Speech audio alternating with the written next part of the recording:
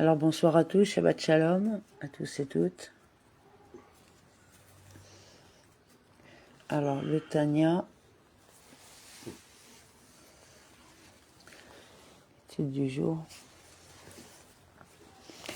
Alors 3 Liyar, 5785, écoutez Amarim, chapitre 44, suite.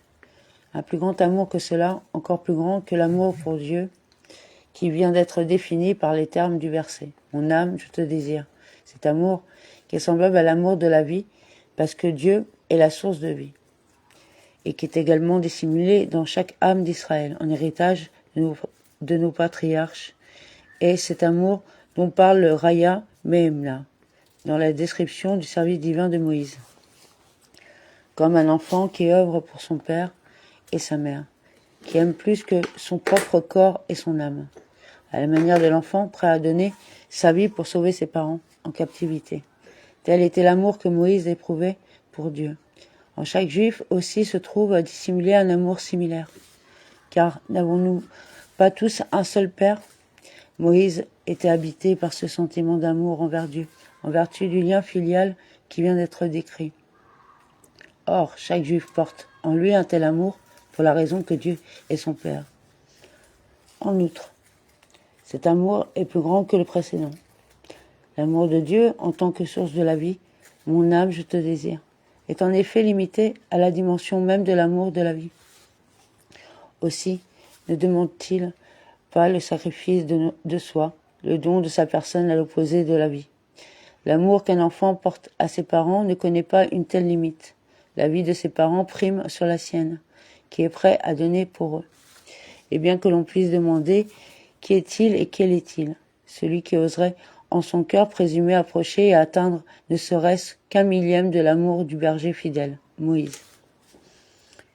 La question va de soi. Chaque juif, quel qu'il soit, peut-il porter en son âme un amour pour Dieu comparable à celui de Moïse ?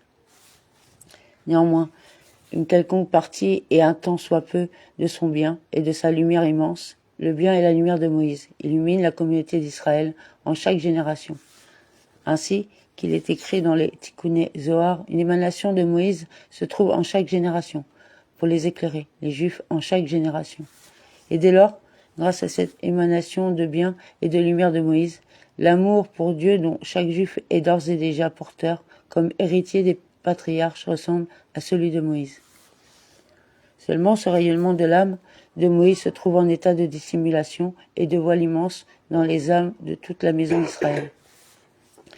Mais faire émerger cet amour caché de l'état de voile et de dissimulation à un état de révélation, de sorte qu'il soit manifeste et ressenti en son cœur et son esprit, n'est ni hors d'atteinte, ni loin, mais plutôt la chose est très proche de toi, dans ta bouche et dans ton cœur. Que signifie cette proximité de la bouche et du cœur ? Cela veut dire que cela sera habituel sur sa langue, sa parole et sa voix, de façon à éveiller l'intention du cœur et de l'esprit, car la voix éveille la ferveur du cœur et de l'esprit, pour immerger sa pensée dans la vie de la vie. Le Un Sof, béni soit-il, sur le fait qu'il est littéralement notre vrai Père et la source de notre vie, et éveiller envers lui l'amour comme l'amour d'un fils envers son Père. Et lorsqu'il s'habituera ainsi continuellement, l'habitude devient nature. Cet amour envers Dieu comme son Père deviendra alors en lui quelque chose de tout à fait naturel. Amen.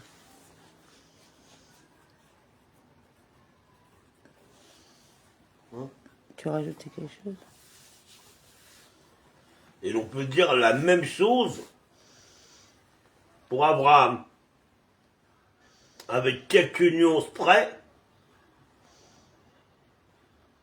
dû à la chronologie des choses, dans l'identité de ce que sera le peuple juif, au lieu de ce qu'est au moment où parle la Torah, où on nous parle de la position de Moïse, par rapport à Abraham, c'est après. Donc le peuple juif est à la naissance de sa reconnaissance, est à la naissance de sa reconnaissance en Hachem. Mais le peuple juif était déjà là, bien avant. Voilà. Hein ? Avec leur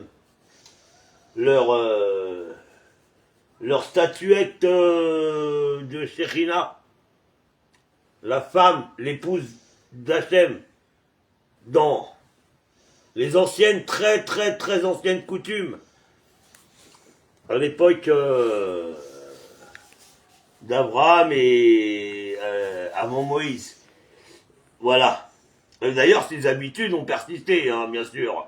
C'est pas pour rien que partout il est dit, le peuple juif a la fâcheuse habitude de persister dans sa bêtise. La nuque dure.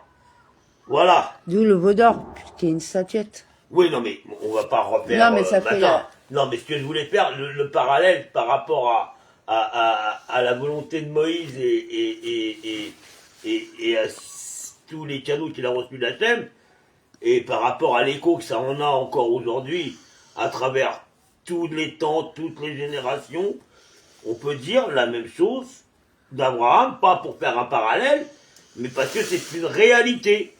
Simplement, la définition du peuple juif à qui cette reconnaissance par rapport à ce qu'a fait Abraham étant beaucoup plus large puisque moins définie, il faut le comprendre jusqu'au bout. Voilà. Shabbat Shalom. Shabbat Shalom. Et on revient pour la Oui, bah on revient pour la suite.